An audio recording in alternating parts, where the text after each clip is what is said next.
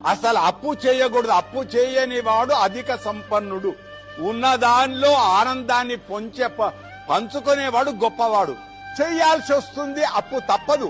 వెంకటేశ్వరుడు అప్పు చేశాడు, చిట్టి రాసిచ్చాడు కుబేరుడి కంటే. చిట్టి లేదు, ఇప్పుడు తిరుపతిలో కూడా చిట్టి లేదు, ఏమి రాసిచ్చాడో లేదు.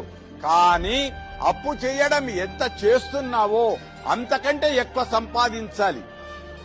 బండి కొనడం గొప్ప కాదు, బండికి ఉండే పెట్రోలుకు డబ్బులైనా నువ్వు సంపాదించగలుగుతావా? భార్యను పెళ్లి చేసుకోవడం గొప్ప కాదు, పెళ్లి చేసుకున్న భార్యను పోషిస్తావా? నగ ఇస్తావా? దండ కొనిస్తావా? మూరేడు దండ అంటే గజం దండ కొనిస్తే భార్య ఉప్పొంగుతుంది.